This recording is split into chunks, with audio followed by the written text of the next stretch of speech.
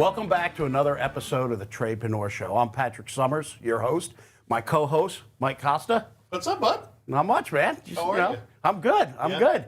Excited because we've got, I don't know if you're aware of this, but we got a big game coming up. Oh, that's right. That's right. I forgot. Yeah, that high school basketball game we're all expecting. It's hard. And this, for those of you who have not seen the Tradepreneur podcast yet, I'll just kind of give you a brief background. My background's in sports talk radio and television. So I used to say this religiously. As soon as the NFL season would kick off in September, I would come into our producer and say, I'm so excited, I'm so happy, but I'm so depressed because I know that this is finite and eventually it's going to end because you just get so geared up for football. And here we are. You know, we've got the big game, the Super Bowl coming up between the Chiefs and your Eagles. Yeah. Yeah, and my Eagles, you know, I'm a native of Philadelphia. Yeah. You know, grew up just outside of Philadelphia. My wife, she's from Philadelphia, and it's our hometown. Even though we haven't lived there in a while. Such a great city. But I was for quite a while. Kind of COVID disrupted it. I would go back every year, and I'd go to a Monday night or a Sunday night Eagles game. So my commitment is to get back there next year. Heck yeah. But yeah, the Eagles are my team. People always say when you find out I'm from Philadelphia, "Are you Eagles fan?" I'm like, what else is there to be? Is Pope Catholic? I mean, I think there's some unwritten rule that if you're from Philadelphia, you have to have that loyalty. I mean, we all know. I think even if you're not a football fan, right, which I don't know if that exists, we all know that the Eagle fans are a unique breed. Oh. I mean, the famous throwing snowballs at Santa Claus, right? He deserved it. I mean, and I don't know how many people know this, but their old stadium, used to have a jail and a magistrate in it because there would be arrests. And they needed to get these people tried or cited or whatever, but right. No suspended sentences there. Yeah. So it's a hardcore group. I'll tell you. I took my son to his first game, probably like the year 2019. Okay. Young at the time. He's 19 now. At the time he was young, and we're at the game, and these guys in the stand are just like going off, right? Typical Philly stuff. And they turn and they notice me, and then they notice my son. I'm like, oh man, I'm sorry. I'm sorry. I'm like, it's okay. He hears worse from his mother, right? So, I mean, we're from Philly, you know? Right. And that's why occasionally I do, if you get offended, every now and then you might hear a inappropriate word. Excellent. That's my moment of prayer, right? Well, and there's something about a Philly fan. There's nothing fake about a Philly fan, and that applies to the Eagles, the Flyers, the 76ers, the Phillies, etc. Yeah. I mean, that is as true as it comes as far as sports fans are concerned. I had an uncle who coached in the NFL for many, many years, and he was a Oakland Raider assistant with John Madden and then Tom Flores. Wow. And so he was on the winning side of Super Bowl 15. I'm sorry. I apologize. But you know, you think about those teams, you think about Dick Vermeil, what he meant to that city. And then, you know, for the longest time the Eagles were always just kind of, God, they're almost there. And then they finally get over the hump and give that wonderful city their first Super Bowl. Yeah.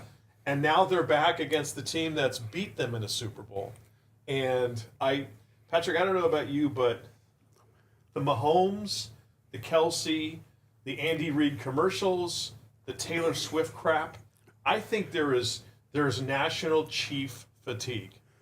Yeah, I believe so. Yeah. I mean, if it wasn't the Eagles going into the game, I would definitely be rooting for whoever the Chiefs were playing. 100%. And you know, it's tough for me to say that because I have such respect for the Chiefs.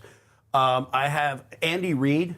Amazing. I mean, used to be the Eagles coach. Yep. Phenomenal human being, phenomenal coach. Yep. And I think he learned a lot at the Eagles. I always used to say, like, he can't manage a clock, right? and he hangs on to people too long. Sure. Right? Which is a good trait and a bad trait, but I think, he really learned a lot. He got to the Chiefs, and man, what a run. And the players on that team, phenomenal. It's what a really solid functioning team is and should be. Yeah. That said, come on. I mean, Please lose. yeah. No, Yeah. it's hard because, and being a Raider fan, mine is pure jealousy. I will admit that up front. What they have done, if I take my fandom out of it and I go to the 30,000-foot view, what they have done is remarkable. And on the precipice of potentially winning a third Super Bowl in a row. Yeah. And people think, well, we discount the fact that the Buffalo Bills, although they lost four. They lost four in a row. Yeah. Getting back to this game, and you talk about everybody, the Hall of Famer Howie Long, who went to Villanova. Yeah, by the way. yeah, he did. Howie Long said, he goes, we went my first couple of years as a Raider. We're going to go back every year. Never got back. Yeah. And that's what a lot of the teams talk about. Yeah, I thought we won one, or we got there and we lost, but we never got back. It is so tough to do. So to that part about Andy Reid and surrounding himself with good people, but obviously being the buck stops here with me. And any decision that is made on that football team, good or positive, is Andy Reid's decision. And he owns it and he wears it. Yep. And it's kind of crazy how you think in terms of a football team, and then kind of you're I know that you're more or less the Andy Reid of your business and your team, and that's how a lot of good businesses survive and they also grow, is when everybody knows, hey, we got somebody great leading us. Yeah. And he will always have our backs, and he will do everything that is best for the team going forward. Yeah, and that's the mark of any great organization, and that's one of the reasons I love football so much. Is football. There are so many lessons in football that can be applied to life and business. And one of the things in football, like we all love those amazing plays, Sure. right? Those just absolutely amazing passes, runs, whatever they are, and they're fantastic to watch. But that's not what wins football games, right? And it's like a business. Those amazing days, those amazing weeks, quarters, fantastic. They're exciting, right? But that doesn't win your game of business. It's the consistency. Just like football's a game of inches, business or even self-improvement is a game of inches. I mean, it's about consistency. It's about doing the right things, building the right team, having the right culture, having the right leadership. And the right leadership is not just the main leader, but the captains, the managers, right? And everybody being accountable. But the buck stops here mentality.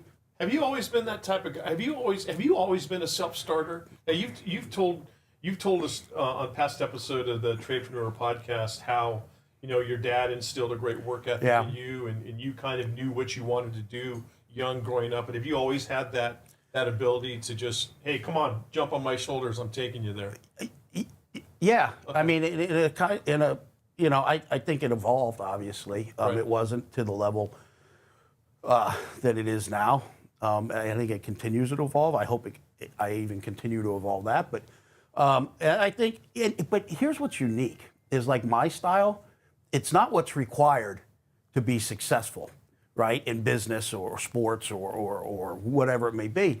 There's all different styles. Like I'm a driver, right? If you're familiar with the disc, I'm a high D driver. But there are really successful people that are not high Ds, and they're making things happen. But it's how can you adjust, and who do you have to be in the moment to make things happen? And I think that's the amazing thing about leadership, right? Is understanding who you are and who you're not, and knowing who you need to be in that moment. And being able to coach and lead when it matters most, right? And the rest of the time, and then if you're doing that, and I think we're like with Andy Reid, then you start to build an organization, right? And the great thing is, you build an organization of people like that. Yeah. That organization when you have a business and you bring in the wrong person's there, you don't have to worry about dealing with it because the organization's going to force them out. Self-policing. Yes. Yes. That's probably one of the best ways to describe it. We'll be right back. And on the other side of this, you may be wondering now, am I listening to a sports podcast? And the answer is no. But on the other side of this break, we're going to talk about how this all applies to business and the lessons to be learned.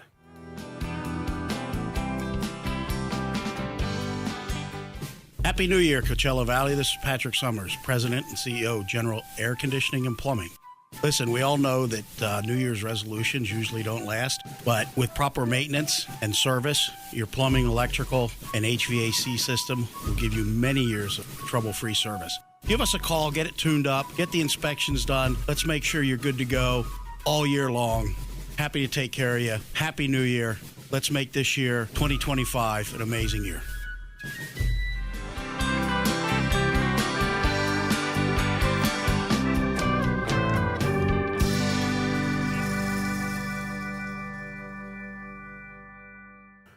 Welcome back to the Tradepreneur Show, where we're talking a little bit of football and tying it into business. And, you know, as a Raiders fan, and obviously me an Eagles fan, right. A funny story. I was a kid. I don't know what grade I was in. Second grade, maybe. Third grade. Okay. Maybe, yeah, third, fourth. St. Monica school back in Philly. God bless her. Going to school, and it's 1981. Super Bowl, right? Yep. Eagles, Raiders. In New Orleans. Yep. So, watching the game, I remember our sister Catherine said, "Lady, listen, your only homework is to watch the Super Bowl over the weekend," right? And so, anyways, I loved her for that. Anyways, we watched the Super Bowl, Eagles lose. So, but me, a kid, you know, the next morning, the newspaper comes. We're living at my grandmother's because my dad was building a new house. So, okay. So I go downstairs and the newspaper's there, and I cut this picture out. It's a picture of Ron Jaworski, and I hang it on the refrigerator, right? Because I'm a young kid, right? Jaws. Yeah, and so I'm there, and my dad comes in the room. He looks, goes, he's like, "Who the hell hung this bum on my fridge?" And the first thing I'm thinking is like, that's Grandma's fridge, right? But I'm like, I'm not going to say that. But that gives you a kind of a sentiment of, you know. Yeah. So anyways, yeah, man. Well, you know, it's like it was his turn to perform, and he throws 3 interceptions to Rod Martin in that game. So well, I went back for my sister's wedding years later. I'm driving down the Schuylkill Expressway. There's a billboard. It's the Jaworski Hotel. Somebody spray painted Jaworski sucks. I'm like, the Eagles fans, man, like, they're still not over that. Elephant memories. Yeah.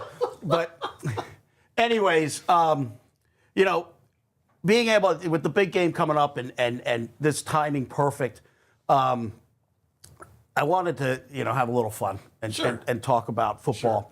Sure. But because for me, there's so many lessons. And that's the part here now when you apply to your life, you apply to your business. And again, and you may not have a business. You may be working for somebody. And I don't care what trade you're in or what you're doing. It's all the same. But these are some of the lessons I apply. And you look at a team like the Chiefs, right?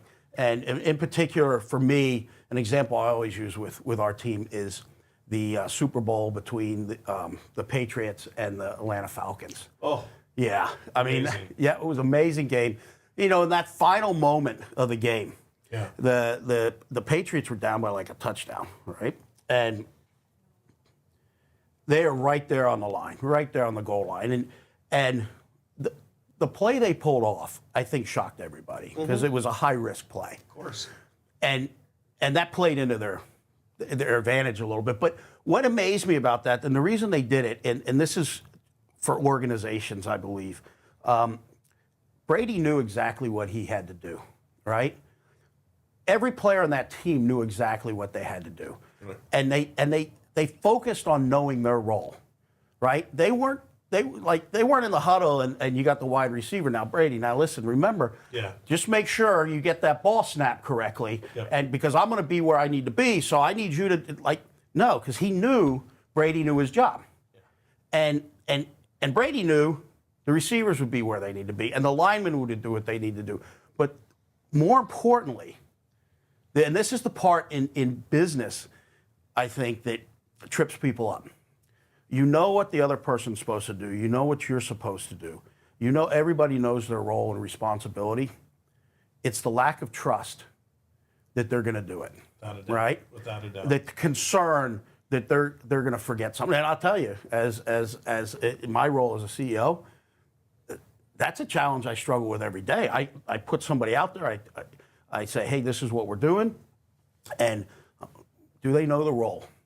Yes. Yeah, I'm confident they know the role. Do I trust them to get it done? Yes, I trust them to get it done. But then I'm always like, well, what if they don't? What if they don't?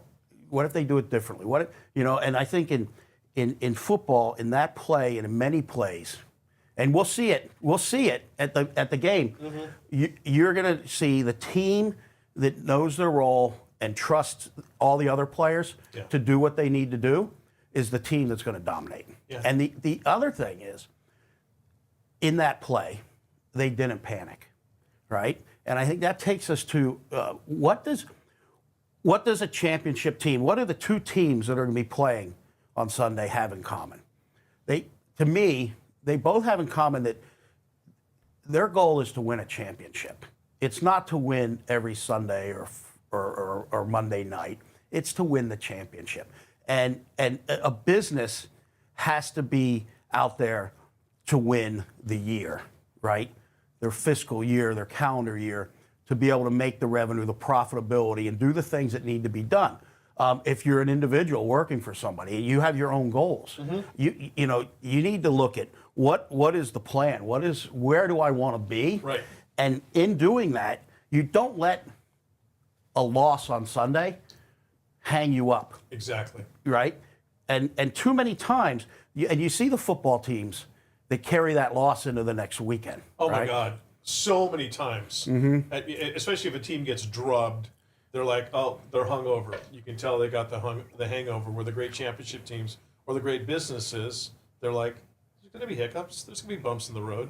Keep your eye on the prize. Yeah. Type of thing. Yeah. And when they win, they carry the momentum into the next weekend, but they don't rest.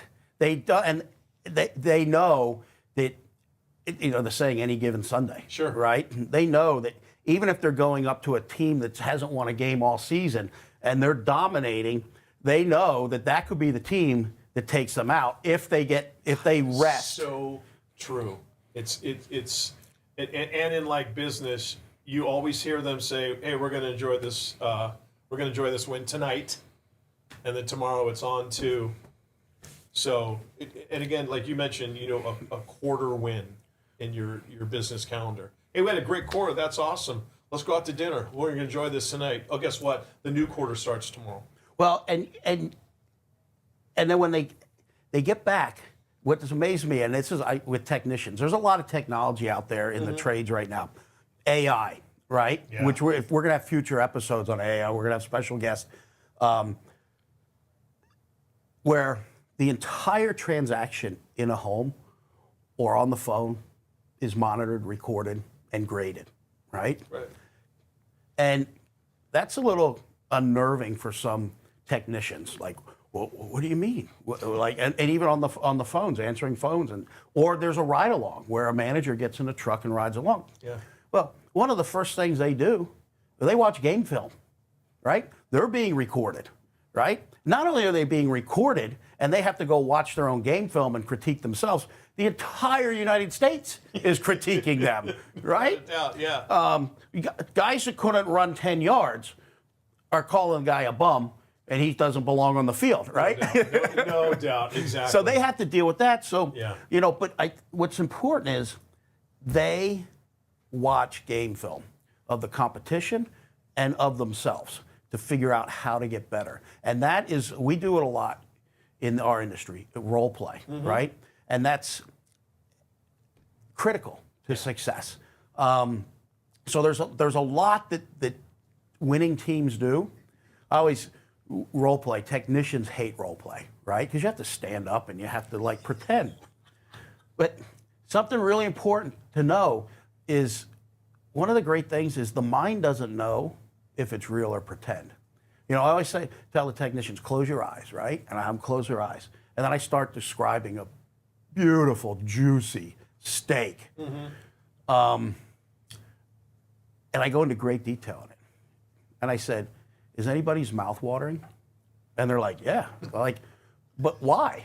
Your mouth waters to prepare to eat because it helps you digest and everything. But there's no steak in front of you. There's no steak. But the mind doesn't know that, right? Yeah. And so if you can role play and perfect your technique in that setting, the mind doesn't know. You get that much better in the real setting. And football players, there's times they just run drills, all the right? time. No pads, they're just role playing. Exactly. Right? And I guarantee you, the champions, the Bradys, has role played in his living room without even a football, right? How many people in golf? You ever see a good golfer? They're just swinging. All the time. Yeah. You're standing in a grocery store and there's a guy over there swinging a golf club. So true. Right? Yeah. They're perfecting it. Another thing is, there was that guy. I wish I remembered his name. He was a POW, and he finally got released, and he went and played golf, and he had an amazing round, and everybody was amazed. And he said, I haven't shot over 72 in the last 3 years.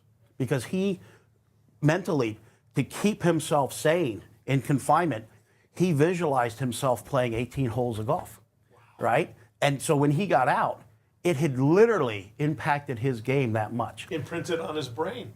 Yeah, and that's why I think with sports, the things that they do, if we can carry it into our personal and professional lives, huge impact. When I look at, the ability for a team to dominate and win, the things that it takes are the exact same things that it takes to dominate and win in business. And I think if somebody's serious about being a champion, whether you want to be a champion parent, you want to be a champion football player, you want to be a champion in business, whether you're the business owner or you're a contributing member of that team as a technician or CSR or whoever you are, there are certain things that are non-negotiable that you have to do because you don't end up at the big game by mistake. You don't just find yourself there. That's done with intentionality. It's done by following certain steps and disciplines, and that is true in life. And that's my take on that. That's another episode of the Tradepreneur Show. I'd like to thank again, as always, Mike Costa, co-host. I'd like to thank everybody behind the camera. We've got an amazing team back there. We've got Kelly, Massey, Mike, and then we've got our editor, who is not here but does everything and gets things dialed in. Hello, Christy. Yes. And there's some other people all involved that help us. Even our team that gets us make sure we have some water here ready to go. You can find us anywhere you can find a podcast. You can find us on YouTube. I really appreciate if you like the show, you follow us, like, comment. Your support means the world to us. Go Eagles.